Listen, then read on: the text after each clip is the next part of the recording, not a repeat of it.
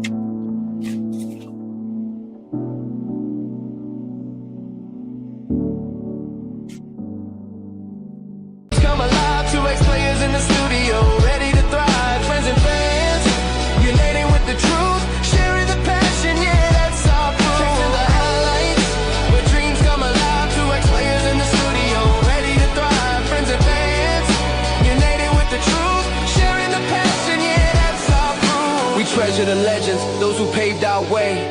In every single chapter, we're here to stay, breaking down plays, had a Good evening, everybody. How you doing? And welcome to the Chasing the Highlights podcast. I'm Lonnie Washington. I'm with my good friend Tony Robinson. How you doing, Tony, tonight? What's up? How you doing? Not bad. No, you're a little bit under the Trying weather, right? to get over this cold or whatever I Yeah. had. You toughen it out, man. That's what we expect the OGs to do, right? You're a little sick, but that ain't gonna stop you. So that's good, man. Good to see you on. We wanted to get on here tonight with our Chasing the Highlights podcast, start talking some NBA. I know we're simulcast tonight also on my Facebook Live, Tony's Facebook Live, and also YouTube you on YouTube too. So we're there, Lonnie and friends. If you're seeing this, we are part of Chasing the Highlights too. And then I know Tony, you have your channel too on Tony Sports Talk. So we're live there too. So everybody, welcome into the program tonight. We're just going to talk a little bit about the NBA tonight and kind of what's going on out there. We just had a game that just ended. We still got games going on right now. The New York Knicks won their game tonight, 108-102 against the 76ers. Embiid was a late scratch, with knee and with ankle problems too, and hip, whatever it is, what's new. He's probably could be one of the best big men in league history if he stayed healthy, but he can't seem to stay healthy. And tonight, the 76ers played a better game tonight. Looks like they had a little bit more rest. They didn't have to worry about, Embiid, and they played a good portion of the season without Embiid anyway. So they fought towards the end, your screen is freezing. Oh, it is okay. Yeah. So thanks. Is it back now? Yep. Yeah. So and so it's been a problem. So overall, this game tonight, I know you saw just a little bit of it. What do you think about this series? Do you think the 76ers can muster up, a couple of wins at home when they play in a few days to try to get back even in this series, Tony? Watching this game so far, I mean, the 30-something point blowout in the first game, that makes it tough for me to believe the 76ers has a chance. They look good as a team when they play together. But sometimes I see they look better without Embiid, if that makes sense. I don't know if that makes sense to a lot of people, but watching him play with like Drummond, like a old vet guy that can just fill in, just filling in, just whatever, doing what he got to do to be the vet and just rebound, block shots and stuff like that. But I think they kind of like when Embiid comes back, they feel like Embiid has to get the ball and he's shooting threes when he should be inside. Like he's too big to be on the outside shooting threes all the time, in my opinion. But I feel like I don't know, the Knicks are just too scrappy and stuff like that. But we'll see how they play at home. I mean, we need if Embiid doesn't play, Drummond has to get more than 6 points. He has to get at least 15 because I Well, don't know. Maxey can't do it by himself, right? I mean, Yeah, yeah, Maxey playing, playing his tail off, and he has to get it from Paul George somewhere. yeah. Paul George and Edgecombe had actually a decent game tonight too. The young rookie, he's been, when he's shooting his threes, he's locked in, and I he can mean, give just overall, I think that they're not better with Embiid, as long as Embiid is getting up and down the court and playing defense, and then causing foul trouble for Cat, on the offensive side of the ball, as he's doing those things, it's not a problem. But when he's not on, when Embiid's not on and he's just out there, he's a liability. well, for me, for me playing basketball when I was younger, when you have a player coming in and out of the lineup, it's like it throws the chemistry off. Like you're getting used to like playing without him, and then he comes back, after being injured. And it's not his fault for being injured, but at the same time, it's like it kind of throws the chemistry off. So it takes a little while for the team get back to gelling and stuff like that. And then they start, they start depending on him being there. Then he goes back out Yeah. again. So it's like that. It kind of throws the mindset off a little bit. But everybody here is professionals though at the same time. Yep. So there's no excuses. So when it comes down to in between those lines, you got to play consistent every single game. You can't, you got to find some way to stop somebody too. You can't let Brunson do what he does every single time. Brunson he has the old man game. He gets to where you want to get to. This dude is nasty to me. I mean, he's undersized compared to like the bigger guards nowadays, but he gets the job done. So hats off to the Knicks. Yeah, big. I mean, and then just so how I look at it is that the Knicks should go to the Eastern Conference Finals. Now the big question is that who would they play if they went to the Eastern Conference Finals? That's a good transition right there. The Cavs are down 0-1 against the Pistons. I didn't even watch the game last night. Really, I kind of saw some of the highlights of the game. But it just seems like the Pistons finally got their mojo back. They're starting to look like, at least one of the top two teams in the East. And, the first couple of games, with Orlando, they didn't look like this, right? They didn't look like this. It looked like Orlando was going to put them out in a massive 8-1 upset, 8-1 matchup upset. And all of a sudden the Pistons just start, finally playing how they know how to play. And so that's been a big deal too. And the Cavs, they have no excuses this year. Let me just say that they have no excuses. We know that they're the fourth seed this year, and they have no excuses. They went out and got James Harden added to that backcourt, and he's 37 years old. But he's he got to average more than 15 points a game in order for them to be effective in this playoffs. And it doesn't seem like he has had some problems in the playoffs in the past with fading. And so as a 37-year-old player, I wonder, are we seeing just who he is now or what? Because now you got to play defense. Now the playoff intensity is a little bit different, and there's no he should be able to average 20 to 25 points a game. So, those are your boys. So what you got to say about them? Well, I mean, it's usually in the first game of every series is a fill out game. But I hold that with the little kind of like, because I don't have LeBron James to say that. Usually I would say that with LeBron James on my team, but usually the first game is a fill out game where they fill out like, okay, how they coming out and playing, stuff like that. And then the next game it kind of turns on its head and changes a little bit.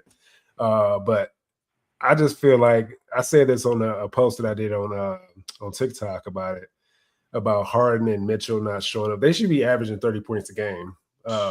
30 plus in the 40. It should be 40 plus to me. The caliber of players they are and stuff like that. So, but the key thing about this game to me was because Jared Allen had foul trouble at the beginning of the game, and the game 7 of the previous series that they were in, he went off 20 some points, 19 rebounds, or whatever he did there. But he came here and it just he was never able to get his footing. So those points are missed. He would at least 15, 20 points we win the game. And his defensive prowess, like how he plays on defense, he would slow those guys down. They wouldn't be able to come to the lane like they were because Cunningham was just backing down Mitchell and just shooting over top of him easily all day. Yeah, if Mobley or if Allen was there, he would have been there to at least deter the shot, not just let him shoot over top like that. So there's a lot of things that will change in the next game because of what happened, foul trouble and stuff like that. So with certain players, so they just got to score more, especially Harden and Mitchell, and play some more defense. Yeah, well, we'll see. I don't think they could go down 2-0. I think they got to steal one of these games. I think we still in this next one. We still in this next one. We have to. Yeah, you got to steal it. I mean, you have to. But the Cavs are have the talent to actually be down 0-2 and then go win 2 games at home. We're deep. Like our team is got deep. The talent. It's not like you can't do it, but you don't want to get into an 0-2 hold. No. And especially with the expectations of this Cleveland team. And I'm not taking anything away from the Pistons either. The Pistons are a good team. Like we talked about before about the Cade Cunningham. He's coming off that collapsed lung, so he's getting his footing now. Now he's getting his wind. He's getting his wind back now. So now he's playing how he's supposed to play. So so that's what we got to look out for. Yeah, and we got a second game on tonight. Is actually going on right now. The Timberwolves lead the Spurs series 1-0. They're playing tonight, and Wemby had a kind of a lackluster game, I thought, in game 1, but I think they're kind of slightly winning right now as we speak. So they're looking, but at the end of the day, the Timberwolves don't care because the Timberwolves, they only want to go in and win one game. If they can get 2.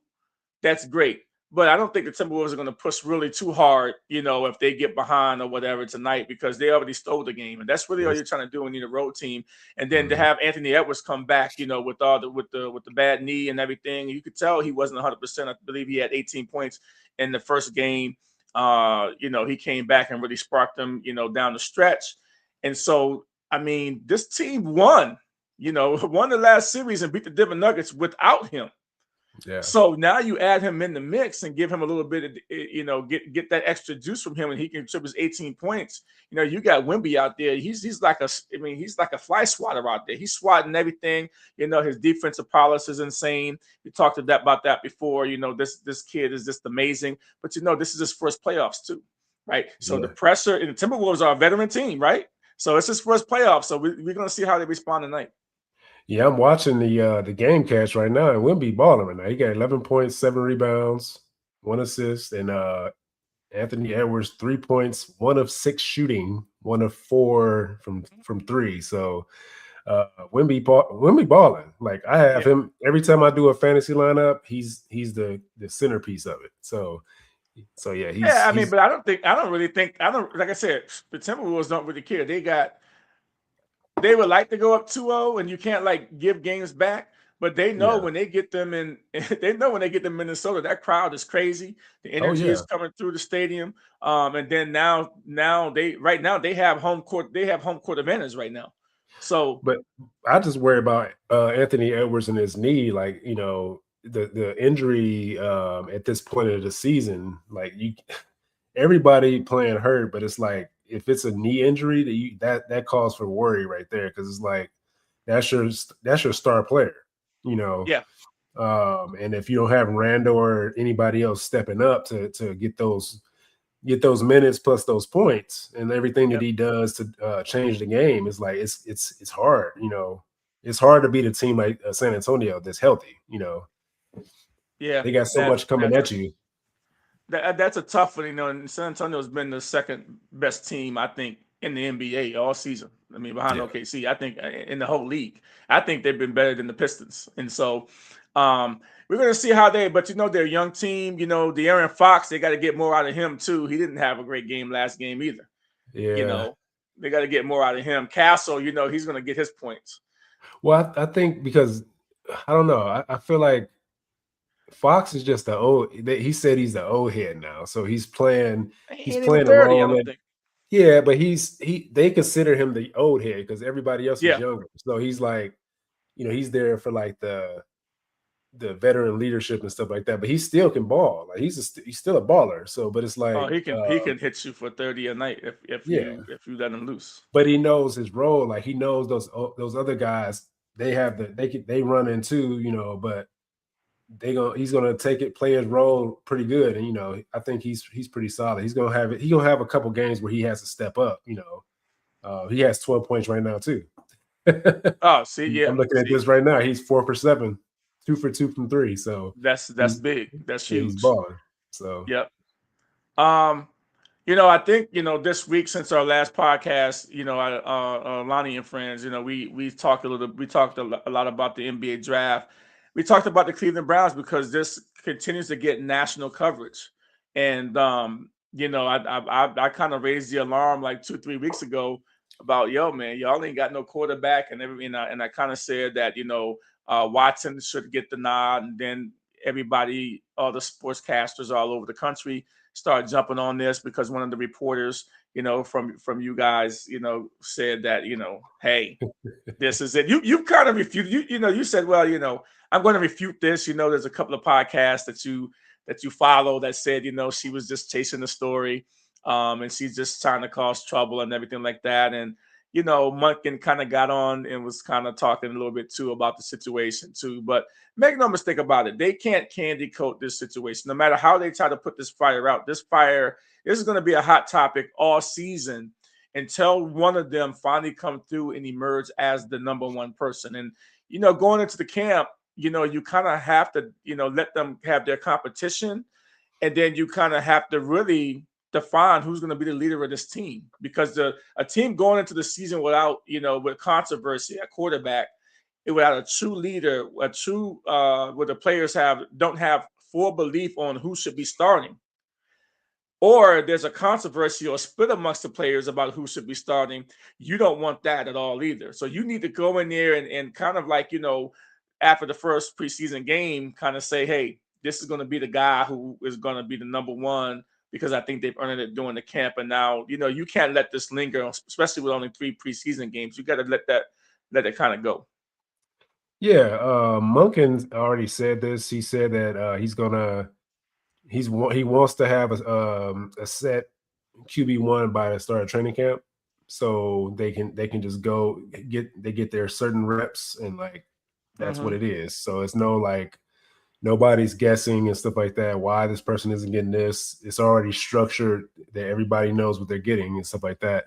But I mean, also to go with this answer at quarterback, I keep seeing some rumors that they may trade my boy, your boy Stefanski's boy. But I don't know how true it is. It's a whole bunch of stuff out there. But I mean, if they trade Gabriel, it said Atlanta or to the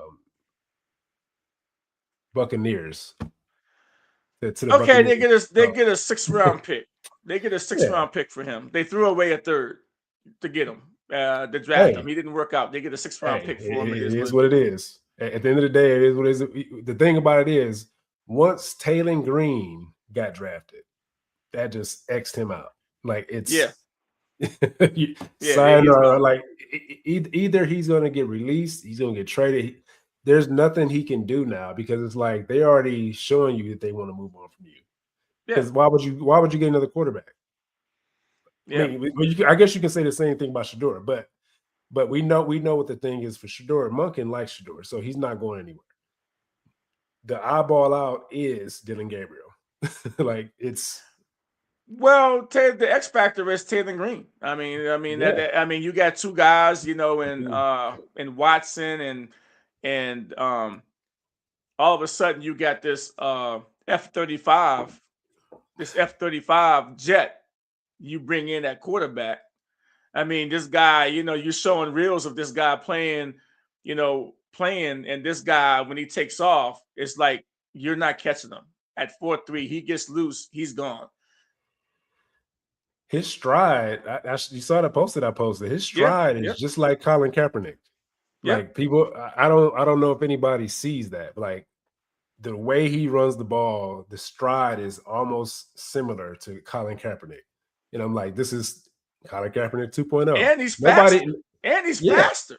yeah. But the way they both had the long stride, so you cover Mhm. more ground, and it's like how I used to run. It's like nobody's catching you, especially in open field. Yeah. And I haven't looked at Um, his college stats either, as far as passing and everything. I wonder why he wasn't higher on the list of quarterbacks to be taken this year. yeah. But Yeah, they said he has some his issues like most players do. Like most quarterbacks aren't like Tom Brady, Peyton Manning. But the thing that bothers me with like when the haters come after Shador, the biggest thing that bothers me is that it's like they want him to be Tom Brady like right away. He's not good. He didn't play good.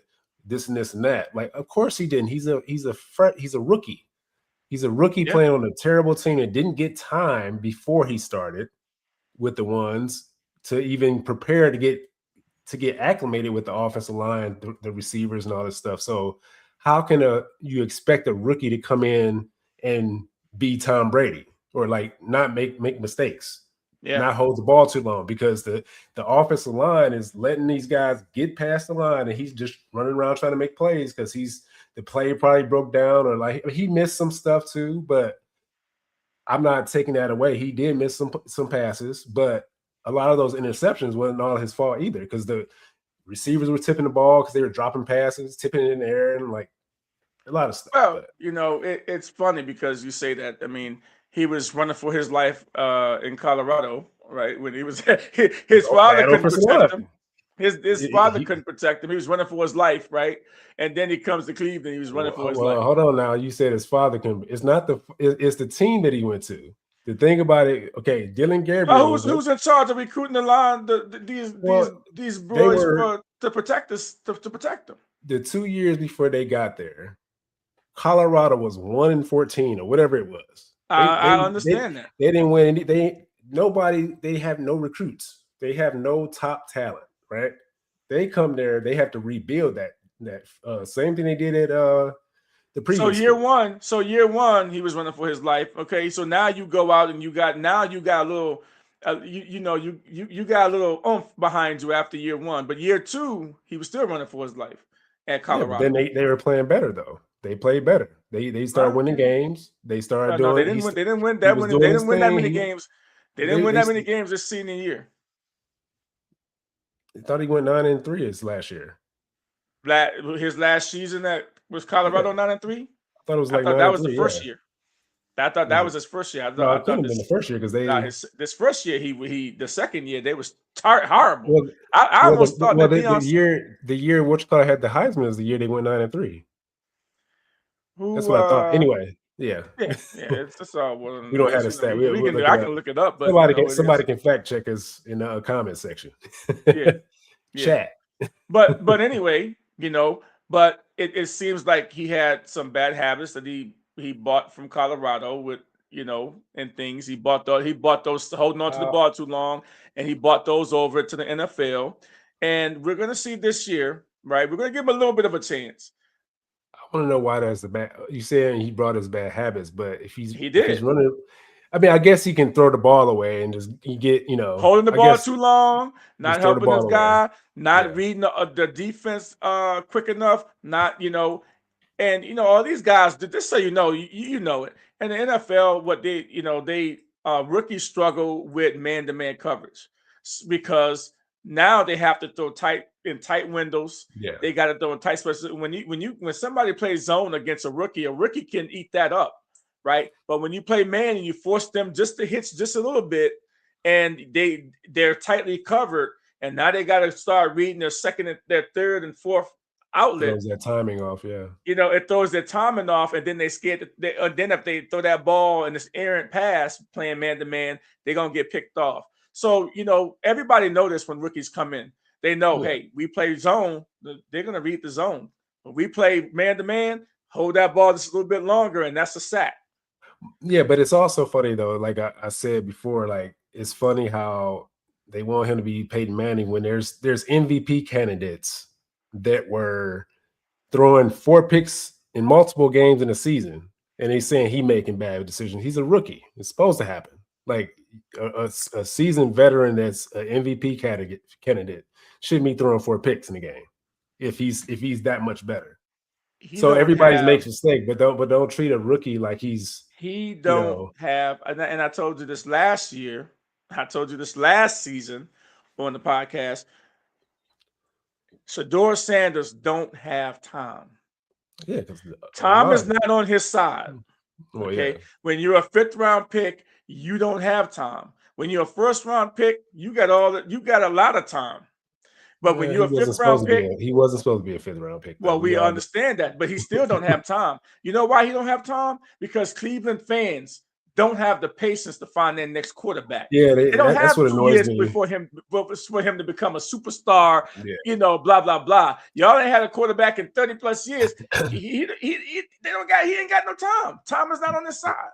I always say in my groups that I'm in with the Browns, I say we have a grass is always greener mentality. We always thinking about the next quarterback. We treating an NFL team like it's a high school or a college team, and we can't treat a professional team like that because we'll never find our franchise quarterback if we think like that. Every single time this a new quarterback comes up in the draft or like up and coming quarterback, like we always want the new shiny thing. And I don't think, to be honest with you, I'm just going to put it out there. I'm just going to say it. I think I might have said something to you and maybe text you something like that. I don't think Todd Monken's the right coach for that team. I don't think he's going to be good enough to be able to win a lot of games with Cleveland Browns. Just from the fact of, I think you got the probably the worst coach available because nobody didn't really want to go to Cleveland. Remember, there was 10 vacancies this year, and all the good coaches was gone. Y'all were the last one. Monken was like the last hire almost of every team. So y'all got everybody that did not want Monken. Now, that's how I look at it. I'm just saying that is true. Y'all was like the last team to get a coach out of the 10 vacancies this season. So everybody had waited. I think they waited. I think they didn't wait. I think he waited. No one wanted to come to Cleveland and deal with Deshaun Watson. Nobody wanted to deal with that mess. Wait, Dylan Gabriel, because you got 3 quarterbacks. Shedeur Sanders, Deshaun Watson, and Gabriel. I don't think he's the worst quarterback. He's not the worst coach because nobody wanted it is when you do what you do at Georgia, 1 or 2 national championships as an offensive coordinator, you go to Baltimore, do the same thing, build that offense up. Like you're the hot ticket. Well, I mean, do you think that him and Lamar Jackson got along 100%? They may not. I mean, he was responsible. The whole coaching staff got fired. Well, even a guy that had been there for 18 years and won a championship. When we got Lamar Jackson sleeping in film study, like doing stuff like that, like what are you supposed to think? Like it's not the coach's fault. Like that's but again, I'm putting it out there. I'm just saying. All right. Now because I'm sure come mid-season, if things don't go right, y'all gonna be wanting Monken gone too. Because y'all gonna say, well, he wasn't even our choice. Let's do something different. Well, he's an offensive coach, so that was our main need. I think that's the reason why we got him, and he can make an offense better. So that was our. Maybe the Patriots will fire Mike Vrabel and he'll come available next season. No, you're a bull. I don't even want to get into that. I don't even want to get into that one either. I didn't want to get into that one. That's just more controversy on top of more controversy, and so that's crazy. All right, so my prediction is, and it's not a secret. It's not what everybody not thinking, right? LeBron James' playoff run ends this series against OKC. I mean, he had a good game last night. But he didn't have no help. Huh? He didn't have help. Well, you got Reeves there, the guy that everybody's talking about. He should be getting $50 million next year in his next deal. Okay, he's part of a big 3, right? And I know he's coming off an injury, but if you ain't gonna contribute, sit your you know what down. Okay. The way he played last night was trash. Okay. And you expect him to be dropping 20, 25 points a game. All right. Yeah. So I don't want to hear nothing about him and all this, that he got to have help and all this stuff like that. We know if Luka Doncic was playing, and let me just say this, if Luka Doncic was playing, it wouldn't make a big difference, but I don't think they would still beat OKC. Because you had Shai Gilgeous-Alexander last night had his worst game. He had 18 points. He had like 7 or 8 turnovers last night. He really didn't look good. Looked like the week off did him bad. Okay. But when you start looking at the situation over and over again, and you say to yourself, wait a minute, Shai Gilgeous-Alexander, he didn't score 20 points. And this is like the first time in the playoff game in forever, or any game, that he didn't score 20 points. He had his worst night, and they still lost by 20 points. Well, because of the others. I don't think you're giving Smart, because Smart was checking him. I don't think you're giving. Smart I don't think you're giving Smart and the Lakers enough credit, because they actually played him well. Smart played them really, really hard. Smart is a heck of a defensive player. So, but you're taking. I feel like you're taking away from what they did, though, by saying that.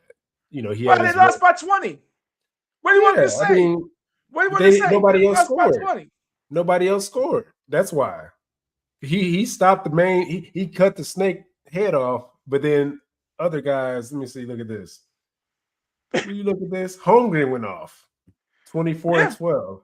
So that's what I'm saying. Like, but the Lakers didn't have anybody else to. But you know what? The other, Williams didn't play. He was hurt. So that's your offset from Luka being out. Oh yeah. No, but OKC has a full squad though. It ain't just them. Oh, the Lakers got a full squad too. The Lakers got a deep bench. They deep. Look, since our last podcast, what have they done? They outed Houston. Vanderbilt broke his thumb. Who? Vanderbilt broke his thumb. He only had 6 minutes, so that was at the beginning. He's out. He was out. Well, so Vanderbilt hasn't done nothing. He hasn't. Yeah, but he was guarding. He was defending, but he's not a scorer. He's like a defender and rebounder. But yeah, I mean, yeah. So the 41-year-old man, still balling. He balling. 12 for 17. I mean, but I have to ask, does he re-sign with the Lakers next year? Because he's got like a $52 million price tag. My only thing is when that topic actually comes up, whether LeBron James is going to leave LA and try to chase a championship somewhere else, I would say no. One, because that has been his MO. To when a team ain't winning, to go to a team that is winning. He don't want that label anymore, right? And I don't think that he's going to go back to Cleveland, because that's not where he want to live. You're going to trade in all the opportunity of LA just to go to Cleveland to retire and try to chase a championship.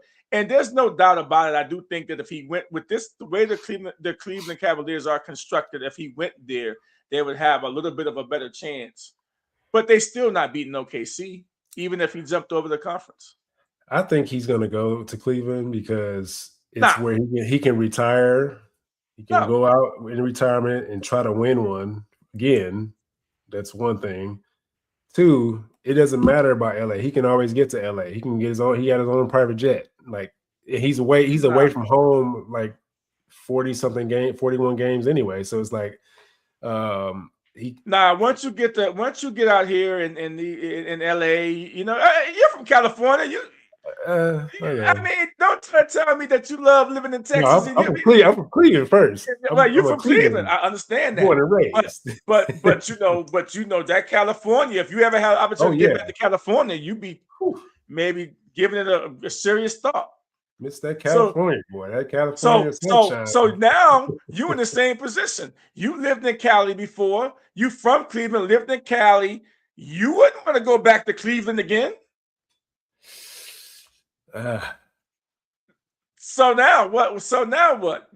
Same thing. I think for him it would be the nostalgia, though. Like you won a chip. Your last chip was there, or no, it was LA, but you had one. You want to get it. I mean, I don't know. I think the team, like you said, the team breakdown. And I told you this before. If you insert LeBron James in this lineup, that we have with the Cavaliers right now but Harden wasn't there when I said it. But now Harden's there when you add LeBron at the power small forward or power forward, whatever you want. Well, it wouldn't be power forward. Just put him in between Harden and Mobley and small forward spot. Who's the ball? Who's getting the last shot? Who's taking the last shot? If LeBron James is everybody's going to be open. LeBron James is penetrating pitching. They're going to be spotted up. Mitchell and who gets the last shot on this team if LeBron James went back to Cleveland? Who gets the last shot? Look, they're going to defer to LeBron. Okay, then. Okay. They're going to defer to LeBron, but LeBron is going to make the better decision because if he drives to the hole and he's double teamed, they're going to be ready to shoot. I mean, with Mobley and all the guys y'all got, I mean, it would be kind of insane. It would be because you wouldn't have to trade anybody. You can keep some of the guys that we have. But again, he would still have that sign on his back, chasing titles.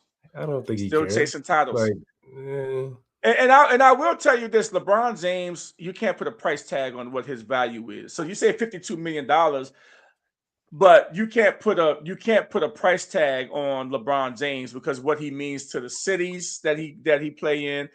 How much the draw that he put in. I mean, when he left Cleveland the second time after the championship, Cleveland lost a lot of money just from the community, just for people coming there and coming to the games and stuff like that. Millions, hundreds of millions, maybe $1 billion when LeBron James left the second time again. But he had completed his mission, and that was the end of it. But when you start talking about money, we're going to talk a little bit about Jaylen Brown. For the Celtics, he's eligible for a contract extension in July.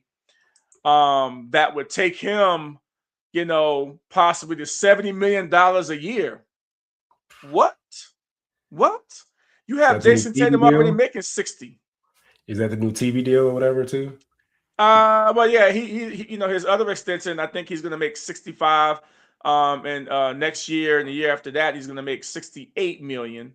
Okay, now. You give him a little bit of an extension after he already has a supermax. He's eligible in July to sign another extension off the supermax, stacking now. Okay, but are you going to play this? Are you going to pay Jaylen Brown $70 million a year, and you got Jason Tatum at $60 million? Somebody's got to go off of this team, and the way these salaries are, and looking at a first round knockout against the 76ers. Was just absolutely ridiculous after leading the series 3-1. And then you lose 3 games to the 76ers. And all of those games were at home. So now, granted, you didn't have Jason Tatum and, Jason Tatum, because he had some problems with his knee and the back of his knee or whatever. And so they didn't want to lose him. But now you're starting to see like, you got these two superstars that's been with each other for like 7 or 8 years now. And they won a championship together. Is it time to let one of these guys go? Especially when you look at the Jaylen Brown price tag, because he was in the MVP running this season, right? Top 2 or 3. Yeah, I'm wondering if did the money go up, like the new TV deal? That's why the money is getting. Did the salary cap go up or something like that? Because like I don't. 70 million, that's a lot of money for basketball, like a year. Well, he's due 60, he's due 65 million next year. Yeah, you can't. The year after that, 69 million. You gotta. When he gets his extension, or that's a deal he already signed though, right? He already signed. He's already in this. So he's due for an extension. Okay. And he's eligible for an extension in July. So that extension, they already paying him 69 million for the last deal of his supermax coming in 2 years. So this next extension will be over $70 million if you want to keep him. I mean, is he worth being the highest paid player in the NBA? That is the big question. He's a champion. And remember, you still got to construct other people around him. Right. But when you're a champion, it's kind of hard to like. I mean, you can justify, but it's kind of both ways. You can't. He's a champ. He won a championship recently too. So, what is Shea making similar to that? Shea SGA Alexander. Mm-mm. So yeah, I don't even know what he's gonna be making. So it's like, is he? Are we He's not saying even that he's Jaylen not Brown even is better top than? 5. He's not even top 5 in pace, Shay. I mean, I guess that's probably just OKC though, because of where he's at. But like, are we saying Jaylen Brown is better than Shea at the MVP? You know what I'm saying? Like, No. that's what I'm saying. So it's No. like 70 million is it doesn't justify that way, but they both have championships. So it's like, how does he make way that much more? And Yeah, they kind of Jokic, play I the think, same. is in the 50s this year, 52 or 53 this year Yeah. too. You know, you got Steph Curry up there making the money. And Um, I never like talking about people's money, but it's just like I never like talking about people's money either, but when you start talking about $70 million per year and if he's worth it, and I would say no. $70 million a year is a little too steep. I think you trade him for picks and get a king's ransom that'll set your team up with first round picks for 5-6 years. And this look at what the Knicks did, you know, and stuff when they made a trade. I mean, come on, this is crazy. yeah, it's hard. It's So hard to have two players making that much money on the same team. Yeah, it's I mean, but because who would you keep? Who would you keep? Who would you keep? Jason Tatum, or are you keeping Brown? I would keep Brown. I mean, I like Tatum too, but I think That's heavy. Brown's more. I don't know. Tatum, that Achilles tear, and it's not his fault, you know. But at the same time, it's like the two games are different, and they play different positions in a way, you know. So it's kind of hard to. Yeah, I like Brown more because I like what he does off the court and stuff like that. He's smart and stuff like that, but I don't know how how his teammates feel about him. So that's another story. We don't know the backstory on like how he is with his teammates and stuff like Well, he that. was complaining about the refs and stuff, and all this came up, you know, and he was complaining about the refs, about flopping, and that all this stuff, and he got fined too, 50,000. That ain't nothing for him, right? That's Yeah, chump change. That's not even, that's a half a quarter's pay for one game. drop in the bucket. Yeah, dropping a bucket for him, so he big, didn't big really care about that. big perk got on him. He's like he's like pretty much you know, y'all you talking all this stuff and they came in your house with muddy shoes on. Or order Uber or what is it? DoorDash with your credit card. Just like he And you went know out what? there. He gets a lot of calls too. So you know, it's the pot calling the kettle black. You know, so he gets a lot of calls too. Jaylen Brown, he gets a lot of calls during the Yeah, regular season. The yeah, problem is that playoff basketball and the officiating is different, right? You know, it's different. They're gonna let you bang a little bit more. They're gonna let you bang a little bit harder. I mean, I've seen some of these games. I mean, they was letting people damn near knock each other out, and they kept the whistles. They weren't even calling yeah. anything. But sometimes it's not consistent though, because I be seeing sometimes like they'll call something on somebody, but then it's like totally different for somebody else, and it's like I thought we were playing playoff basketball, but then y'all call something like this. It's like, what are y'all looking I at? mean, they gotta call normally what they would call, but you got the last second shot, fourth quarter, 7 or 8 minutes left in a tightly contested game. These guys are gonna let you bang, and especially if they've been early on, these officials are gonna show you how they're gonna be calling this game. Early on, they're gonna show you how they're gonna be calling this game, and you have to kind of know, hey, they're calling this game tight. It's the playoffs. They're calling this game tight, or they're letting you play. And so, Yeah, complaining about the ref, they didn't win. The problem that I have is that you got your tail beat and you let the 76ers beat you. Then you complain about the refs. So it's like you crying over you. It's like the crybaby thing at that point. So now yeah, now you crying over it because you lost. You didn't lose because of the refs, bro. You lost because you lost 3 games yeah. to the 76ers. You let your foot off their neck and let them come back. Yeah, Yeah, and so I don't like the fact. I didn't like the way it all went down because he waited to complain about the refs and all this stuff after the series and after he got beat. It didn't look good. It wasn't a good look, and I think he has to be better and just say, you know what? Yeah, the refs. You win some, you lose some. But he didn't even preface to say. I don't even think I didn't watch the whole thing, but I don't even think he said, I'm going to say all that to say that the refs didn't lose us this series. We lost the series because of what we didn't do. We yeah, didn't stop them. We didn't shoot the threes that we needed to do, and we didn't play good defense. We didn't have an answer for Embiid because he wasn't supposed to be a factor in this series because he wasn't supposed to play in this daggone series. Yeah, when you play basketball, you know, like you can't pull the wool over nobody's eyes. Like everybody's played, like nobody's gonna take your side when you start complaining about the refs after the game because you lost. Like we saw the tape, like we saw what you did. Y'all missed threes after three after three after three. So maybe the refs call some calls in spots they shouldn't call, but at the end of the day, y'all still miss threes. Like y'all they shoot too many threes. I was sitting with my wife watching the game earlier, and I was like, watch how many threes both teams shoot. It was like 8-1 to layup. You know what I'm saying? They're shooting like so many threes. I'm like, can we get something to the bucket? If you don't see nothing going in on the three, go to the bucket. Yeah, well, yeah. They're going to have to evaluate how they, because that's their whole that is how their team is constructed. Yeah, 50 the whole to 60%. Yeah, 50 to 60% of their shots are 3-pointers. And when you're on, you're on. And then when you're not, you're not. So now do they go back to the drawing board next season and say, you know what, we can't win like this. We're gonna have to like change that scenario. We're gonna have to get 70% 2-pointers and 30% 3-pointers or 35% 3-pointers. We're gonna have to change that 50 to 60% making threes. But that's Joe Mazzulla's system. Yeah. So now it hasn't worked now in a couple of years. Well, it was created because everybody, I feel like, in my opinion, they wanted to try to compete with Steph Curry.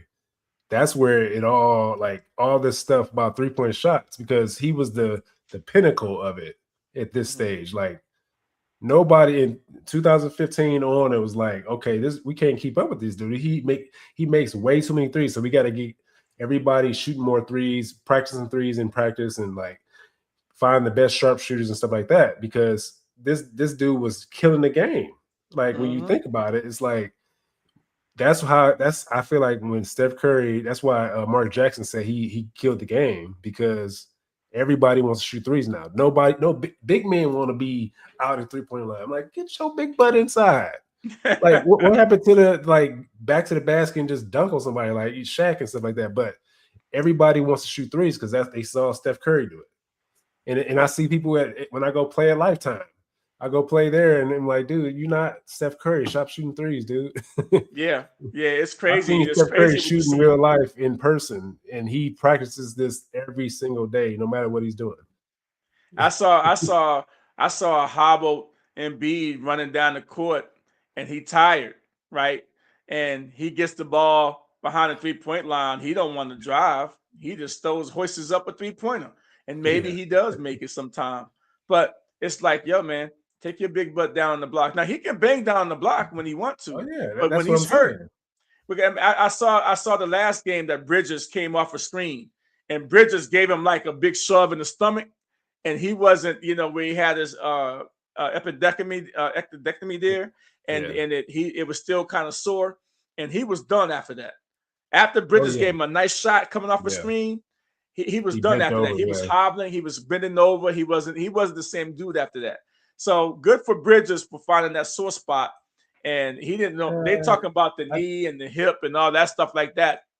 That thing there, and that takes a long time to heal. I never really wanted nobody to get hurt, but the old school way of playing sports, that's what we focused on. We focused on, like, I never really talk about it like that when I was playing, but because I really don't want nobody to get hurt like that. But at the same time, we're going to attack that injury. Yep. The ankle hurting, we attack that ankle. If that knee hurt, we coming at you, making you work. So yeah. Yeah, it was crazy. I'm gonna get to this story too. I mean, I saw something pop up that Shiloh Sanders, in bankruptcy for almost $12 million, right? So people they didn't explain the headline. So people's like, $12 million, he going crazy. He's spending all of his money. He's spending all his daddy money. He's doing this or do that. But this is not because of that. This is because of a civil lawsuit that he had against him when he was 15. It looks like a security guard or somebody in school was trying to take his cell phone away from him, and then he got beat down. And the security guard got really injured in the hospital and everything like that. and he turns around and sues Shiloh Sanders and his parents or whatever. But I think this is Shiloh Sanders' debt that he sued him for, 15 years old, for for his actions. But Shiloh Sanders maintains that this was self-defense. He says this was self-defense. But when this case went to a civil court and to trial, Shiloh Sanders didn't show up. So $12 million in the line, it was a default judgment because he didn't show up. And now the court says he owes the $12 million. And so he's saying, I got to put this in bankruptcy. But unfortunately, this type of thing is a debate whether this can be thrown in bankruptcy, when you injure someone and you try to get out of it and file bankruptcy. It's always a big thing. So my biggest thing, there's a lot of questions that need to be answered here, but what I wanted to say about it is that how does Shiloh Sanders, Deion Sanders' son, not go to court, or an attorney was not there to make sure that he was represented somehow and to have this default judgment against him? There's all kinds of questions I got about that. Because you can't be Deion Sanders understanding that your son has this and not go to court and not deal with this situation. So now we're dealing with this 6 years later, 5 or 6 years, 4 years later. And now $12 million. We know Shiloh don't have $12 million. We know he don't have $12 million to have to pay this out. That's why he's trying to do bankruptcy. Now, if the court says you can't file bankruptcy with this, we'll take all your other debts in consideration, but none of this almost $12 million can be part of that. So you owe what you owe. That becomes a problem for Shiloh because he's not worth $12 million. Yeah. Yeah. That's crazy. How does this happen? Yeah, that's crazy to me because I'm like, I thought it was something similar to what you said at the beginning, and didn't know that it was when he was younger. So I was like, I thought there was like he's a minor and all that stuff, and like how can he go after him from that? I'm like, but do they have the evidence that it was him? I want to know that too. It was, they have it on video. Okay, this has all been already, Okay. They know that this incident happened. It happened. There's no dispute about that. Now, the dispute is whether or not it was self-defense or not. But this guy went through the legal system to sue him for this money, $11 million or whatever. And it's a lot of money it went to court and he didn't show up. So the judge said, okay, you didn't show up to court. So bam, I'm going to give him the money. So, I mean, how does that happen if you're Deion Sanders? I understand this is a situation, but I kind of go outside the box. I'm like, so why are you the root surface issue I have is the dollar amount, because we know what this is. We know what it is. Yeah. So it's like, if a 15-year-old kid, why are you going for that much money on a 15-year-old kid? You wouldn't do that for any normal 15-year-old kid, right? No. You're right. So that's what bothers me with it. That's why I'm like, what? How can you do that to a 15-year-old? If it was my say, if I have a son that's 15-year-old, I ain't got that money. So you're not coming after my kid for that money. So it's like, why are you sure you ain't got that money, brother? Maybe somewhere else, but that's what I'm saying. Like, it just seems like it's a money grab. Like, a lot of people are just out here for money grabs. Like, I don't know, a security guard. I mean, I don't know. Were the injuries worth $12 million? Like that it's a lot of questions I have when it comes to that, when I break it all the way down, because it's like, this dollar amount should have been at this dollar amount. It doesn't make sense. You don't show up for court. Somebody sued me for $12 million. I'm going to be in court. I understand the court stuff. He should have been there at the court. Don't get me wrong. Deion should have had him at the court. That's not the problem I have. It's the dollar amount. The dollar amount doesn't make sense. Yeah. Because if you telling me, so at $12 million, you telling me that you can't walk, you're not doing nothing. You can't do nothing with your significant other. You can't do nothing. That's the way I Well, look at it. I $12 mean, million. is your ego bruise worth 12 million? Because you know you got beat down by a 15-year-old. Really? So a random dude in the hood beat you up. It's 15-year-old. You gonna try to get 12 million out of him? No, you can't. No, Like we know this is a money it's a grab. money grab. It's a money grab. But a money grab needs to be challenged in court. You got to show up for court and make sure that people, hey, look, you know, you got a lawyer. You know, you got a lawyer. How does this? I don't even understand how. But how was the Deion even not representation? let this happen? But how was the representation for Deion? Did Deion have the right representation to tell him, like, okay, you have to go do this. You have to take Shiloh in to do this. Like, you don't know what we don't know because it was so many years ago. So like whoever he went to probably told him, like, oh no, you good. Don't worry about that. We gonna take care of it. But then they didn't take care of it. You know, so it's like one of those things where you know what I'm saying? So it's kind of, well, why didn't you countersue for the 12 million? well, because well, you sued me for 12 million. I'm gonna sue you for 12 million because you actually, it was self-defense, brother. You know, I'm suing you for 12 million. He could have turned around and countersued him for 12 million too. This is the type of thinking I'm saying that I'm not quite sure if Deion was engaged with him or what happened. Were they out playing football at, you know, Jackson State at the time? What the heck was going on with this? Something got lost in translation. I feel like, because it's like I don't see Deion allowing his son to miss this. Something got lost in translation somewhere. I mean, I'm not making excuses, but it is kind of an excuse, but I just don't. It doesn't make sense. It doesn't make sense. It's totally. It's crazy. Well, I mean, I can't even imagine. Okay, I can't even imagine. So I'm looking at this score, 64-35, San Antonio, 9:48 left in the third quarter. It's like okay. So you know what, guys? We're gonna sit all of our starters right now because we're not coming back from 30 points. We came here to do what we wanted to do, and that was split. This is what the Timberwolves are saying. And I told you this earlier in the show. I said exactly what I said this early in the show. Well, Anthony Edwards 3 for 10, so he just ain't playing good. No, he don't need. Hey, let's just go out there. If this gets out of control, if it gets out of control, guys, we came here, we got the split. We still, don't worry about it.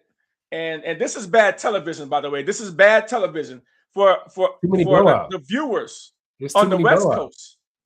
Well, yeah. Huh? The viewers on the West Coast are going to look at a 30-point game in a second half of a game. It's bad television. Well, yeah, because that Knicks game, the previous Knicks game, was like a 39-point loss. Like that was like these games aren't even close. I'm like, what's going on here? Yeah, it's totally bad, man. It's totally bad. So yeah, did we miss anything? We got anything else on the agenda tonight? No, I think we're good. I think we covered a lot. Keep watching the NBA playoffs. These series will be damn near over next week. They're playing every other day, right? Yeah. So we'll see what happens in this series. All these games down the stretch here, but we're gonna be here with you. Because as football fans, the only thing we got to hang our hat on is basketball. Now that the playoffs are here, we're gonna ride this 3 months, all the way through June. Until we get closer to camp. We're going to take like 6 weeks off until the camp stop opening after the NBA finals. And then we're just going to dive into it. But, we're looking at the NFL schedule coming out probably in the next week or so. And so we'll be able to talk a little bit about that. And then we also had some rookie mini camps already happen. I know the Commanders and the Dallas Cowboys are having rookie mini camp. And then I think they have another camp coming up in June as a team. The teams have their kind of like mini camps in June where the rookies and the veterans come in June or the end of May. So we'll be able to talk a little bit about that. One thing before we leave I didn't get to, and I think that was Russell Wilson. The Jets want to sign Russell Wilson. Okay, he was there last week. He worked out. They say, hey, we want to sign you. I think Tavares Jackson, he went to Green Bay. So now they're looking at Russell Wilson. But Russell Wilson's got a potential TV deal on one of the networks. I'm not sure if it's CBS or whatever. So Russell Wilson is saying, wait a minute, guys, yeah, I'm kind of weighing my options now. Do I go TV? He said, but I still can play. But do I go to the TV side now and retire, or do I give him one more year here with the Jets? Me, I'm going to TV. I'm going to TV. Even though he don't have to change addresses because it's the Jets. He's going from the Giants to the Jets. He ain't got to change his address. But, and what they play in league minimum, I don't know, maybe he gets $5 or $6 million out of the whole deal living in New York. Or do you just take the opportunity that TV wants you now? Like Mike Tomlin, TV got him, right? He's going to be on NBC. So does Russell Wilson go into TV, or does he take the Jets job, backup job? I mean, depending on what the money look like, I mean, you're gonna have a multi-year TV deal. I'm sure it's gonna be pretty good because you're an NFL champion. Like, yeah, you got to take that money. They're gonna pay you, and you got the smile, you got the charisma, you got everything that they're looking for. So, and you got the wife. So, and you got the wife, and she don't want to leave. Yeah. She don't want to leave New York. By the way, she don't want to leave New York. That's what she makes. I mean, Colorado. Is that where it's gonna be? I believe so. New York? Yeah, okay. Yeah, because the TV states they work out of New York usually. Some they might have to go to California, but they primarily work out of New York, like all the shows or somewhere close. But I'm sure Ciara do not want to go back to Denver because her career does not work in Denver, Colorado. But in New York, yeah. Is it NFL Network or what is it?